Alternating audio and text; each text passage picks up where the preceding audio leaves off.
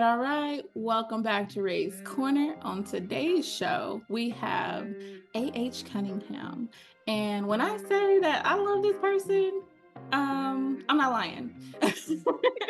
Oh, She's a sweetheart. I love her so much. But also like she writes sexy, fierce, loving, memorable characters. Memorable? How do you say that word? you said Whatever. it right. You can't ask me because my accent is, hey, you're about to hear And we are gonna enjoy it. it. Um, you get a little bit of everything from H, and I love it. And so I'm happy to have her in the corner today. Welcome, AH. Thank you very much for having me. And I also love Randy, so I'm very excited to be here. Um, I've known you since, yeah, pretty much the beginning of my writing career. So yeah, thank you for having me. I know we met all thanks to word makers. Yeah, word makers and Miss Tasha L. Harrison. Yes. We will always give it up for Tasha. Give it Sweet. up to Tasha for that, like connecting so many amazing people together. Agreed. Agreed, agreed, agreed.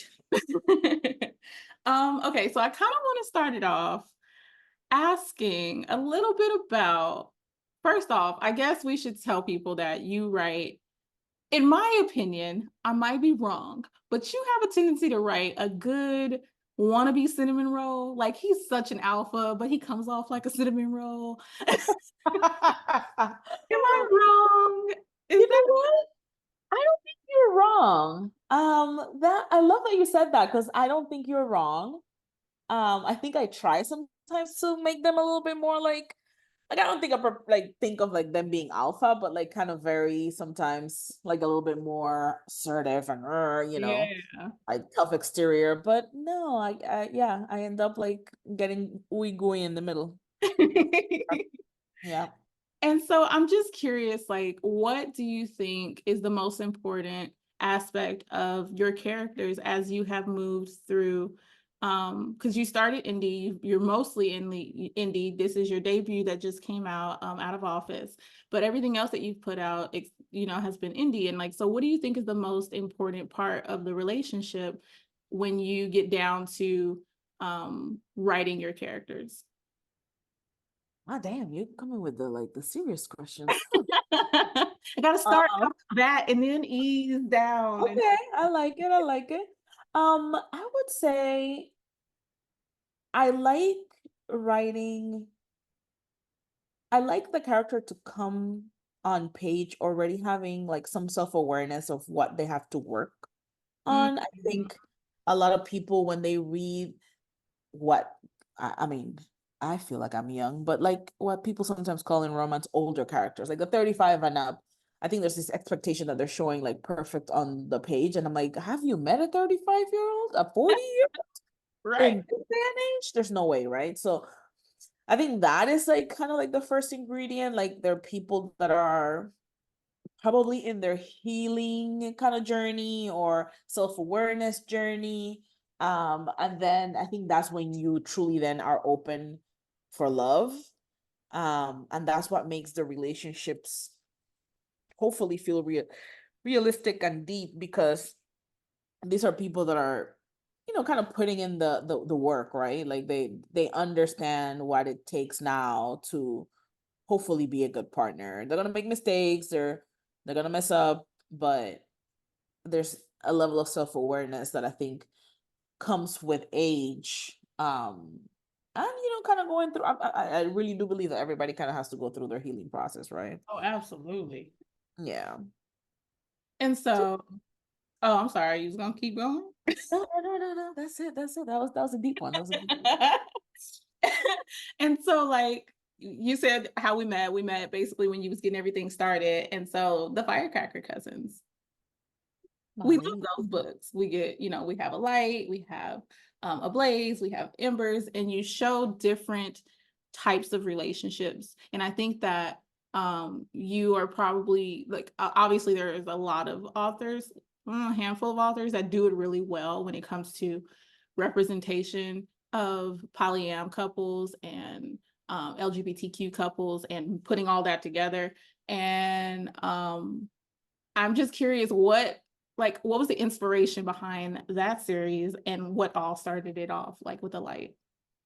So that's a great question. I like was meant to be a stand alone. Like that was just supposed to be its own book. And I wanted to speak on like the life of someone that like would have had a similar life than what I envisioned my daughter having when she's older. Like in regards to the culture part, not the love part, but the culture part, right? Like I know, like, oh my God. Um, but Mom. exactly. But like being Afro-Panamanian, Jamaican, second generation, like all of those kind of that mixing, like melting pot. How does that translate to living in the United States? So that was like where I started off. That was my starting point for that story. And then I wanted to do a friends to lover, but also almost like a second chance feel, even though it's not a second chance if you've read the book. Mhm. And as I was writing, one thing that is very important for me personally is that our our characters have a community, and then the community around them started like being that loud.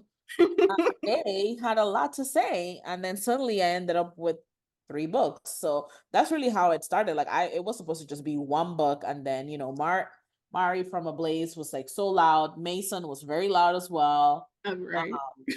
Ayala was a little bit more chill, but she still had things to say. And suddenly they all had plots. And I was like, excuse me, who said I was writing a series? But that's really how it went down. Yeah.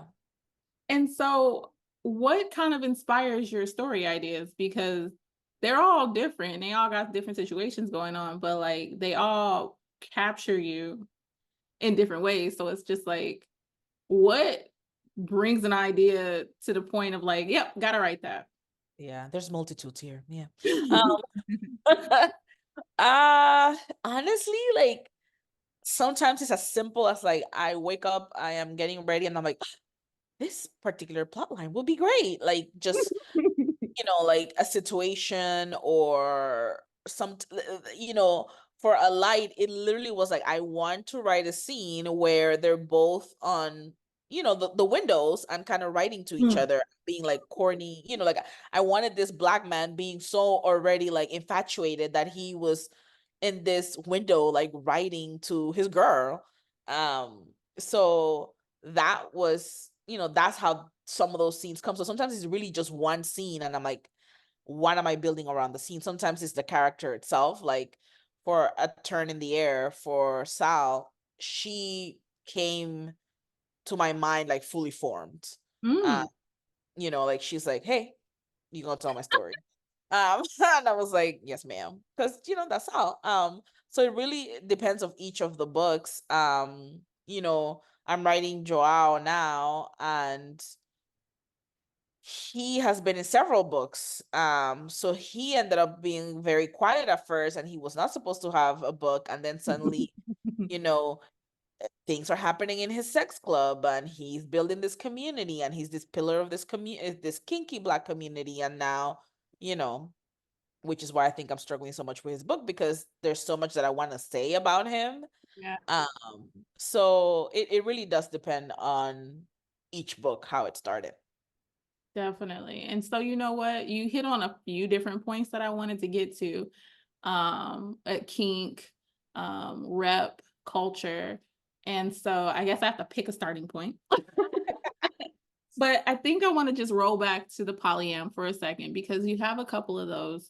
And I think that again, you're an author that does it really well. There's a handful that I know that if I pick up a book, I'm not going to get icked out or disappointed. Yeah. And there's also not a huge market for Black polyam that doesn't Mhm. have problematic situations going on. And so why do you think it's so important to show these type? I mean, this is a question I already know the answer to, but I'm asking it anyway. Why is it so important to show these types of romances and these types of relationships? Even though it's like an indie market and it can be seen on a wider scale, now that you're also trad, people can pick up the backlist, pick up the backlist. Pick up the backlist. So I honestly, I feel like in we're already a marginalized community, like as a Black community, and then within the spectrum of all of us, then there's marginalization even within that, right? And I would say that polyamory is definitely one of those corners where some people still don't understand it. So when they don't understand it, to your point, sometimes they might write it in a way that might be harmful to the community, in a way that is not thinking of them as people, being respectful. So I feel like one of my inspirations in writing polyam situations and couples and triads and whatever it is that it is respectful to the community, same as I try to be respectful to the Black kinky community, and do my homework and understand really what it is to hopefully have those conversations on what it is to live that life truly. Like, what happens if you have a very conservative Black family that goes to church every Sunday, and you are polyamorous? Like, how do you navigate something like that, which you see a little bit in a Blaze? So it really was just that. Is bringing positive representation to people that are in our community that might not see themselves, portrayed positively in books all the time. And, you know, not the first one, not the last, but also being inspired by other authors that I think do a great job at it as well. Katrina Jackson, I remember picking up, one of like my first Black polyam, like fully Black polyam books, and being like, oh my God. And just being so excited about finding that. And I just feel like, it's, to your point, it's not many of us doing it, so it's just exciting to just add to the work that others are doing really well. Definitely. And Katrina Jackson is definitely one of those handful of people that I was talking about. Rebecca Weatherspoon is another one. Um, Amazing. Oh my God, I remember when, oh my God, yeah. Yep. to Yep. have a whole show about Rebecca, let's be honest. 100%. 100%. It just kind of opens, like, it's the things that you always wanted to read, and you're like, I'm never gonna find it, and suddenly you find it, and it just Mhm, opens this whole world. mhm. So yeah. And so to that point of like opening a world, you have a really good way of like incorporating culture.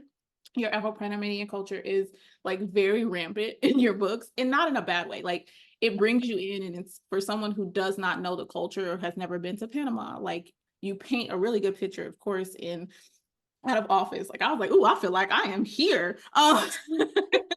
But like, again, these are questions that I know the answer to, but I think it's important to make it like known for folks. Why is it important, and how do you seamlessly create basically a story for your culture in the book? Like, again, you even have Carnival in Embers, so beautifully done. Like, how do you do that, and why is it so important to make sure it's there? I think it goes back again to representation, right? Like, what were the things that I wanted to read? I'm a reader. I always say, like, yes, I write and I'm an author, but I'm a reader first and foremost. That's what I've been doing since, picking up books that I shouldn't probably have been reading as a teenager. Um, so what does it feel like to pick up a book and see yourself? And not only that, like, I am such a firm believer that as a Black diaspora, there's more that unites us that separates us. And I will never be tired of saying that. And I think it's so easy, if, especially for us that kind of like are more online because of what we do, right? Like, we have to be online to promote our books, to like engage with readers. So we see a lot of like the discourse that sometimes happens online, not so much sometimes in real life, but there is this kind of sense of like, it's easy to keep us separated. Like, well, I'm Black, but I was born here. I'm not Black and I was born there. And I'm like, do we all know the amount of similarities on the ways that we were raised? Like, I had such an amazing experience when I moved to the United States. I was grown. I was already 20. And the community that embraced me when I came to college was literally what you see in my books. It was a group of, you know, Black Americans and Caribbean American and a little bit of like Afro Latino American, all kind of like a big group of all of us, that would just hang out all the time in the rec center and in the, the cafeteria of our college. And that is a community that embraced me when I came here. Those are the people that like opened their arms, and that's how I met my husband. A lot of a lot of them are like first, second, or third generation. A lot of Black Americans like from the Northeast that grew up in those type of communities, so had a lot of like kind of similar stories, and understood the culture. So that is what I wanted to write, kind of like an ode to the community that embraced me when I moved to the United States. And that's what you see. And then of course you're going to see the Panamanian side, because I mean that I came here as an adult. I don't know if everyone knows this. So my point of reference will always be skewed towards that, to just Panamanian life, because that's what I know. Yeah, of course. And I think it's important to share bits and pieces of like our own cultures and our own upbringings, because everyone, again, as you were saying, like there's a collective experience that we go through in Black and Black diaspora, like across the board. We all have something. We're like, oh, yep, I know what you talk about. We went through that Yep. too. But Yep. at the same time, highlighting the little differences is not a bad thing, because it can also be something where people are like, nope, I get that. Yep, I absolutely did not go through that, but I know what you're talking about. Yep. It still resonates. Like, Yeah, like I remember the first time that I heard like, oh, you smell like outside. And I'm like, I know exactly what y'all talking about. I wasn't exactly. born or raised here, but I heard that in Spanish in my house all the time. And like letting the air escape and all that. I know what that means. Yes. Close the door. I am not giving the Exactly. air conditioning to the outside. Like all of that. And it's just, to me, it just, to your point, like the differences are beautiful, and the similarities is where we grow our communities. Exactly. And so just I don't want to jump to out of office yet. It like I'm ready to talk about it. I have some questions. Okay. But before we get there, the last book before Out of Office came out, again, that came out on Tuesday. So if y'all have not got a chance to pick it up, I need y'all to You go grab late. You late. You need to go and get it now. it. It's been 3 days. What you doing? But before that, we had Joaquin come out, and that is a part of the Hidden Desire series, which was spun off and born from um everything you do is spun off or born from something else. I love the universe, honestly. But like, we had those books come, and I'm just curious kind of what was going through your head when you wrote Joaquin's story? Um, so I don't, Joaquin was, I liked that he was like kind of like this, like he was the gentle of the three brothers, and like the slightly people pleaser, which we see in his book more. I don't want to spoil anything. And what I wanted to explore in him particularly is that, and I might be wrong, the psychologists out there, but I think that there's ways that you could, if there's self-awareness involved. So again, talking about the self-awareness and the journey and the healing, that you Yeah. can pinpoint the things that maybe you were actively doing in a negative way, but you could spin it in like a characteristic that you could spin in a positive way. So Joaquin's story, like the really the basis of it was to showcase somebody that is a people pleaser, but is self-aware and could do it in a way that is loving. Like that's his way of showing love, when he does it in a way that is positive and is not harmful for him. When he's choosing to do it versus doing it unconsciously and just because of, life experiences. So I think some people kind of, read the book and maybe struggle, like, oh, I would have liked for him to do this or that. And I'm like, no, he's very self-aware. He knows what he's doing. He knows what he makes, the decision that he makes. And then, you kind of like put in the kink. This is a man that is openly and very comfortably, really both of them are pansexual. And he kind of just loves love, right? He loves opening his heart and his brain for that. And then Right. you have these two other people that are in his life that he's just completely infatuated with, and he hasn't been able to make it work. And I wanted to show almost kind of like not exactly an enemies to lover, but a little bit of like, rivals to lover story, but in a polyam perspective. Like, how would that look like um for maybe a couple, already established couple, that is like, this is the one that got away and there's beef. And that is what you get with Joaquim. And then you layer the kink. Our boy Joaquim is very kinky, and he loves his, breeding kink and other kinks that, people have read and experienced in the book. Um, and I think that was also kind of me stretching, like, okay, what what are we in the indie reader world comfortable getting, right? Because I think there's always this concern that, oh, did I push the envelope too far? But it's been embraced really well, and I always try again to be very respectful about any kink that I write about.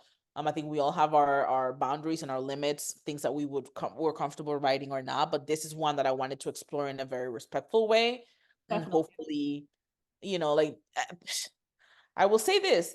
People talk about a lot of fluids and they're comfortable with a lot of fluids, but for some reason, this particular fluid is the one that, like, and I just wanted to showcase it in a way that kind of just felt sensual and sexy. And I hope that's how people received it. Yeah. And so let's hit on that for a minute because you a theme through your books is BDSM rep on varying levels and kink, like various kinks. Um you've already touched on it, saying like the importance of, and the what's the word I'm looking for, the care that you put into it to make sure that you don't cause any harm or perpetuate any issues that some people find themselves falling into. What is the importance? And again, I know these answers, but I have to ask. That's BDSM what we're rep here for. and kink, in varying kinks and varying levels of BDSM rep in Black books. We are already a marginalized community, so adding that, it is a particular audience. Like everyone's not going to pick that up. We already have the issue of trying to get people to pick us up. And it's not like, if you're not the audience, you're not the audience. And that's not the problem. It's more so like, if you add layers to it, does that take away or add to what you're trying to promote um, to people, for them to see the varying ways that we exist as people, as Black people, as a Black diaspora? I think, honestly, like, when I started, I mean, the first three books could be read by anyone, even if they're not like interested in kink. But the second and the third book have kink in it. It's just very light, right? Mhm. And then, Wicked Moves was like very purposely, it's going to be a kink series. It was leaning very heavily into that, and the Well, spin-off thank you as there. well. And the whole reason why is because when I was reading, again, maybe reading things I shouldn't have been reading when I was a teenager, um, I was fascinated by like a lot of the kind of like the darker romances, and for some reason, dark and BDSM and dark and kink went like hand in hand. Right. And I'm like, okay, I get that. I really do. But at the same time, like, there has to be people out there living like kinky lives and just like going to a 9 to 5 and going to the grocery store. And then on a Saturday, maybe they go to a dungeon. Like, what would the life look like? And that is what I wanted to put in the books. Like, I just wanted to, like, a regular people, not like this, like, rich person that, has, no, I didn't want to write it that way. Yep. Are some of them a little bit more comfortable than others? Yeah, but they're living like regular lives, and how would that look like? So hopefully, with presenting it that way, it feels more palatable for people. Mhm. And I think it's also like there's levels to it, right? Like, you could be kinky and just do it in your bedroom with the person that you love, and that's it. Like, no one, that's it. So it was also to kind of showcase the variety of how that could look like. And again, to your point, in a respectful way that doesn't cause harm to the people in the communities.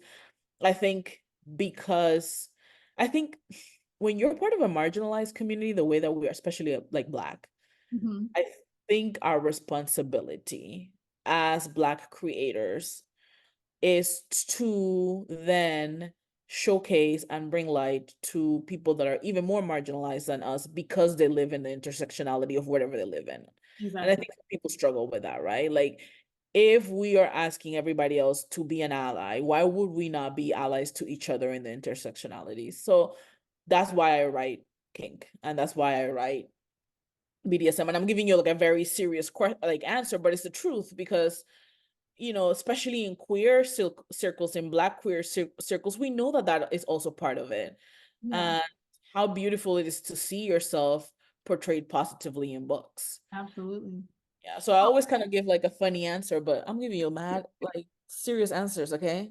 You heard No, it. and I appreciate that because it is a serious thing, and I think that, like, yes, this is a fun little interview or whatever about your writing and how where you are today and your book that just came out and like how you got to where you are, of course. But I think it's also really important to hit these types of questions when possible because um there's not a lot of people in the community that write these types of stories that are willing to like talk about it a lot. Like they'll write it and be like, yes, this is my positive representation of people who look like me and people who experience things that I may not, but are living at these different intersections. And that's great. But then being able to have the conversations about it too, I think just adds that layer of acceptance because there are people who are living in shadows because they're uncomfortable to be themselves. And we shouldn't have to hide. We exist in our brown skin. Like we can't change the fact that we are Black people with beautiful shades of brown that we are walking around in, but we hide other parts of us because sometimes it's just like, ooh, I don't know if people are going to accept that. And to be able to read about people being accepted and having these loving communities and being able to be themselves is something beautiful, and it can help somebody even if it's a fictional story. Like, so what, somebody is kind of living that life. So I appreciate the very serious answer. Okay. The next one will be funny then. No, you're gonna ask me another serious question. I'm gonna have to give you a serious answer again. No, let's have a little, let's lighten it for a moment. You just put out your trad debut, AH. Oh Like, my goodness. like that is so exciting. And it has pushed you into like hybrid territory, right? You're now a hybrid author. I identify as an indie author that has to call herself hybrid. I love it. I'm indie, but technically, But technically, the definition is hybrid, but I'm an indie author forever and ever. but I think that is just so amazing. And like your book has come out in a time period of like, there's always amazing books coming out, but there are so many really amazing books that are coming out this year. Right? Yeah. Oh, so excited for so many people and so many things. I'm curious if you could just name, and I know this is like everyone always yells at me when I ask this question, how can you ask me to do that? Name a couple that are coming up sometime between now and the end of the year that you're excited about and Girl. cannot wait to read. Well, a curvy girl, Summer from Danielle Allen. I am so excited. Yes. Also her first trad book, and oh my God, yeah. Um, Pre-ordered. Yes. Carmen Lease, I think it comes out in a couple of months. 17 split. It Oh, is when does it come out? month. It's Next month? toward the end of May. Yeah. May. Mika James, I think that is September if I'm not mistaken. Love on Sports Ball. I cannot wait for that book. I beta Um, read. I got to read the arc. I'm sorry. Ooh, really? yes. Yes. One. Let's see. Yo, I'm doing good. I'm doing good. What am I missing? What am I missing? Oh my God, there's so many books, great books coming out. I'm listening currently to The Partner Plot. Oh, Uh, so good. So yeah. so oh my God. There's so many. There's so many. Yeah, I'm gonna we're gonna finish and I'm gonna be so mad at myself, but And yeah, you're there's like, so no, I many didn't mention that one. good books. Sheesh. Yeah. Okay. Oh, I just downloaded Katrina Jackson's latest book, and I'm gonna be bugging her, and she doesn't know it. Well, I already told her. I put it in my stories, and I'll be texting her and bugging her. I'm being a good author and actually writing. The book is waiting for me to being read. I've been waiting for this book for years. No Listen, pressure. listen. So Katrina Jackson be like, look, y'all just gonna have to wait. And we'd be like, but why? y'all writing a lot and doing a lot, like in the middle of me being very busy with writing as well, and I don't appreciate it because I just want to stop writing and just read all the books. Pardon my memory if I did not mention a book. It's not because I'm not gonna read it, it's because my memory is crap right now. It's always the like being put on the spot. You're like, ooh, I forget everything. Um, You should have. You should have. and so I'm curious about tropes. Yeah. You mentioned, you wanted to write a light as a friends to lovers-esque type story that seemed like there was a second chance going on. That's two different situations, two different tropes that absolutely can happen. Even if it wasn't intentionally a second chance, it can have that feel. And I think that it did have that feel because it was like a missed opportunity kind of situation that happened. Yeah. What would you say is a trope that you really love writing and you didn't realize it until you started writing? Mm. Honestly, it's that second chancey feeling because Mhm, it's usually not second chance per se, but it's kind of second chance. mhm. Yeah, I like that space for some reason. It's fun because you could play with that in so many different types of ways because it's like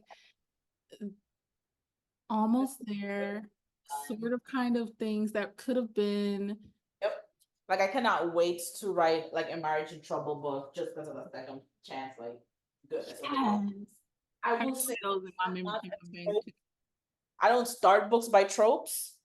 So that I literally am the person that has to then like write the first draft and then be like, okay, what tropes are in here? But I find myself falling into those tropes once I realize it. But I don't say, okay, I'm gonna write this trope now. Yeah, Yeah, I my hats off to anyone that can write that way. My brain is not wired that way, but I do go back and read it and then I like discover what tropes are in there for sure.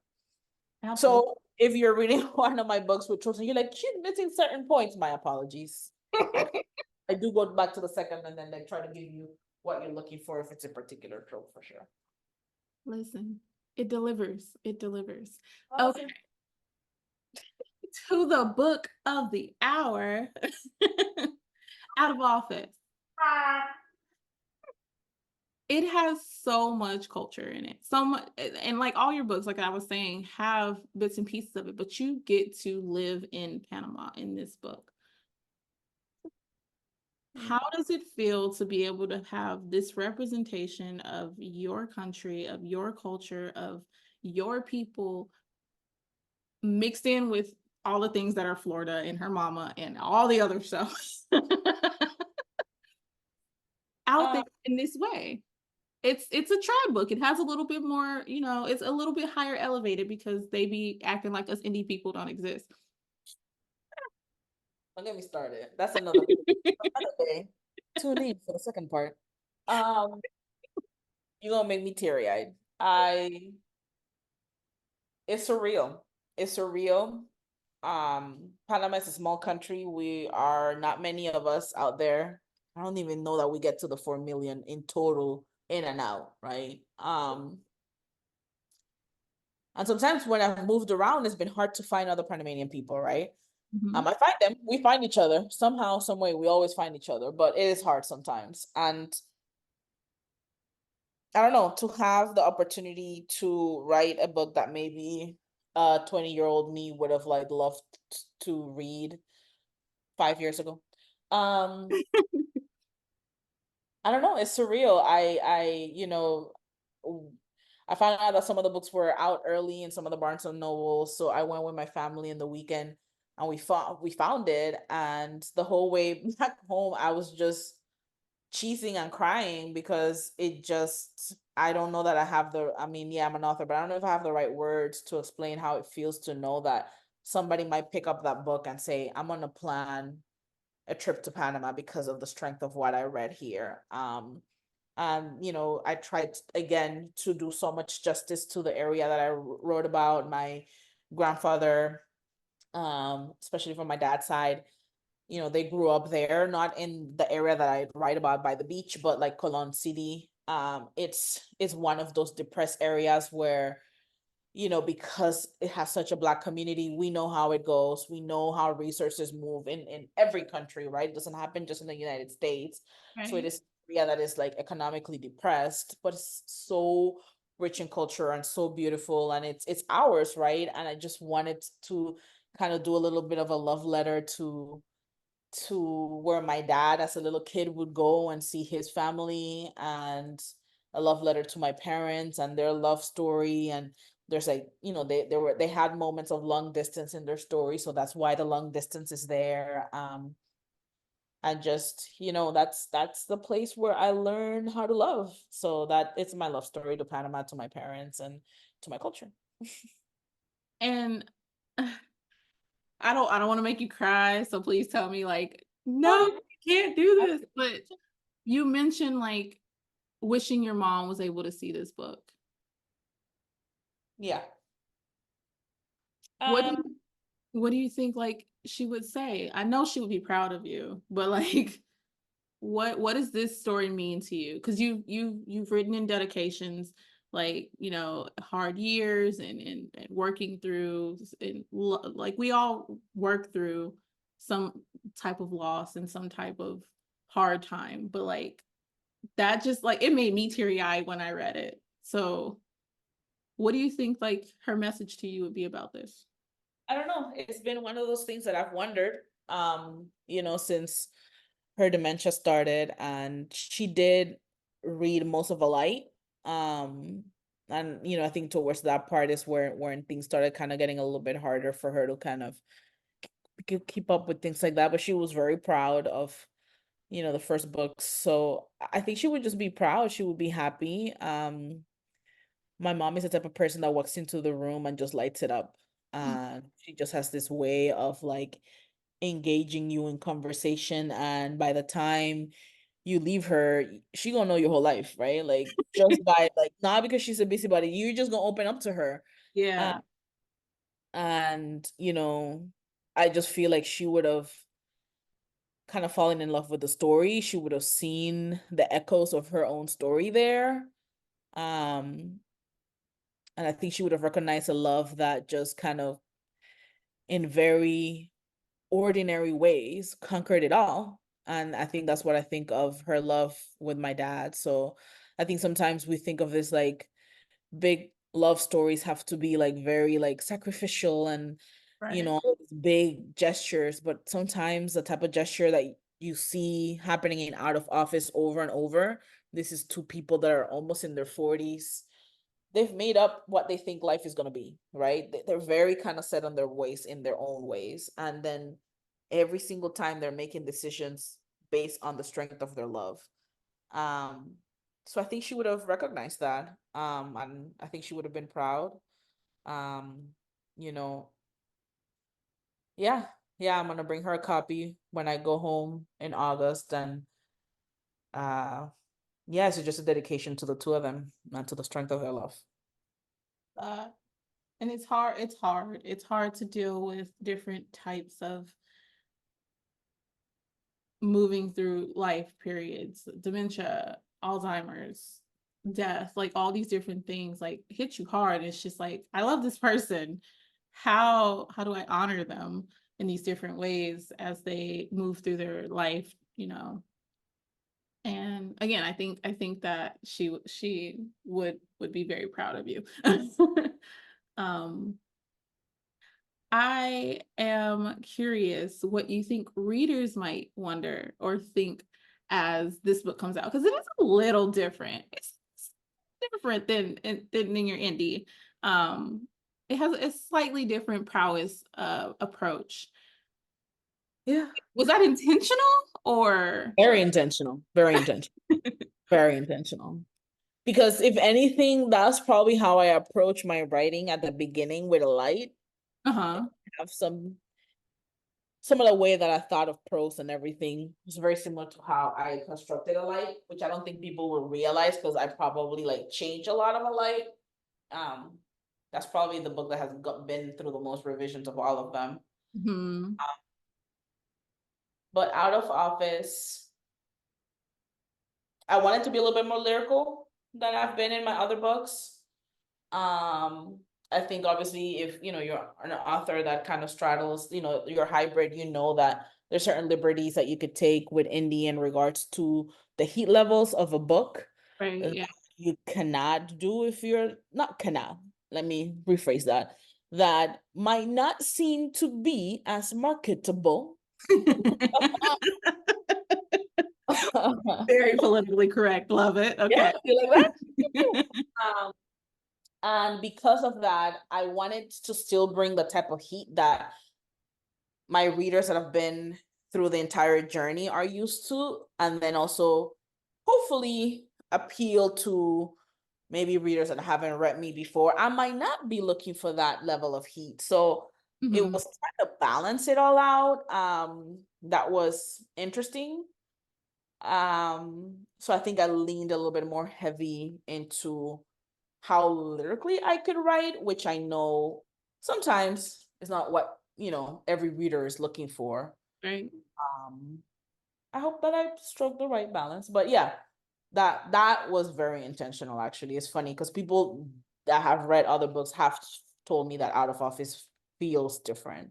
And I was intentional about that. I also wanted to feel very separate from the indie A.H.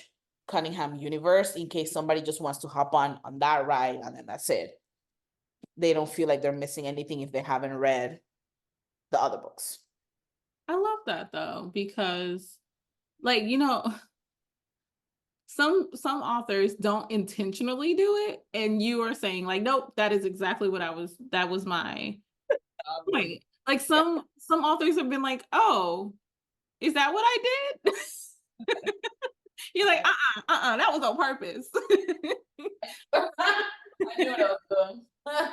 I think it's, I'm glad that people notice that it's different. And I also kind of like, I think the beauty of creating is that you should explore other ways of, Yeah. and that was me just exploring as well. Like, okay, how do I fit in this space? So yeah. Yeah. And I don't see anything wrong with um giving different levels. It shows that you can write in different ways. Um, so there is that for sure. I was just wondering, like, what do you think? Question. I love that question. Yeah. So I'm just curious. I'm just curious if you can hint. You already talked about it a little bit, but what is coming next in the indie world? Oh, in the indie world, my man Joao was giving me my run for my money. Don't be easy, lady. You gonna work for it. So I'm working for it. But I had to pause him because he was being so difficult. He's not out on time where he was supposed to be. Hmm. So he is next, and then after him, I've promised everybody that Mila is coming next, and she will. I don't Yeah. want any problems with anybody. Y'all want these hands? I don't want no problem. So it's Joao, then Mila. Joao was meant to be a novella. It's not gonna be a novella. So that means that, yeah, it's gonna be fun to write Mila too. But you know, good things come for those who wait. So my thank you to everybody for waiting, but they are coming, both of them. Yay. After that, I might dabble in a little bit of dark romance, maybe for my Oh, next in. oh, oh, yeah, heard it here. Yeah. No, for real. Like if you do, I'm going to hit your line. Don't even think. I'm not gonna be like, so what? So what? So what? What is this third romance you talking about? 5 dark romance, A.H. Cunningham. Yes. Okay. So if people want to connect with you, where are you gonna be in person that they can meet up with you That's a this great year? question because I'm gonna see you too. Uh, well, actually, if you're in South Florida on Sunday, I'm gonna be in Steamy Lit Bookstore in Deerfield Beach. Oh, If you are close to Nashville, I'm gonna be in Nashville for One Love reunion, end of July. Mm-hmm. If you're in the West Coast, I'm going to be in Anaheim at the beginning of August for Steamy Lit Con. And if you're in South Carolina, I'm going to be in Southern Hearts for October. So I'm trying to, like, kind of be all over the place. You traveling. Right? This is the beauty of working hospitality. I could get some, I cheap love, hotel. listen, Hey. I wish I could travel more freely because there's places I want to go. You know who's having a book signing that I would love to be able to attend? Ooh. Chincia. Chincia Where? in Houston. Oh, when? I need to. Her book comes out, a little Kiss in Between Friends comes out on May, the end of May, the end of May. I can't remember the exact day, that last Tuesday. And I'm so mad because I want to go and I can't take the time off from work because it's after the holiday. And you see, I'm so glad that you mentioned Chensia's book because that would have been one of the books that I would have hung up. And I'm like, oh, I did not mention Chensia's book. And I would have bitten myself for it. So thank you. That's another one. Yes. It's Well, a I am good book. closer I read that to arc too. yeah, I'm closer to Houston than you are. So hey, Yes, I'll you make are. it happen. You should go. You should go and then tell me how great it is because I have tried to take the time off and they're like, no. I'm like, okay, thanks, Oh. people. So yeah, And please, it's if you haven't met Chensia, go to that book signing. uh, Amazing energy, amazing spirit. You're gonna have a time. I'm Okay. gonna have so much fun. Everyone else should go, absolutely. Everyone go. If you Find A.H at all the places that she has mentioned she gonna be. And if you are in the Houston area, go see Chincia. Um, I guess it's like May 28th or something, whatever that Tuesday is after Memorial Day. She's doing a book signing for her book. A.H, you should go and then you could tell me how fun it is. oh Um, yes, my best but to be. I'm gonna see both of y'all at One Love because I'm going to. Yes. I'm super excited. Look, if y'all can come to Nashville, One Love is gonna be a time, okay? And it's their anniversary, Right? so the lineup is deep. It's gonna be, yeah.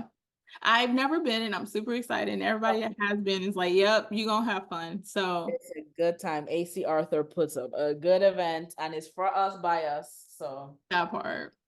But where can people connect with you on socials if they can't make it to any of these in-person events? yeah, I am a lot in Twitter, even though I still call it Twitter. It is Twitter. It will never be X. That is weird. Always be Twitter. And I know some people have left Twitter and in threads. People, I'm trying with threads. I forget and I go 3 months. My apologies. People are like follow me in threads. I'm trying. But yeah, Instagram and Twitter are where I'm the most active. And then I also have TikTok. I'm very sporadic there, but I do put some funny videos. If you want to understand a little bit more about my mild books, you should go to TikTok. My I explanation. know I meant to touch on something mild, my ass. Yeah, author of very mild, sexy romance books. You could go in to TikTok and see my mild video explanation. Listen to Rae Shawn. She does not know about my mild books, okay? It's my truth and I'm living it. How could Um, I miss them? Oh no.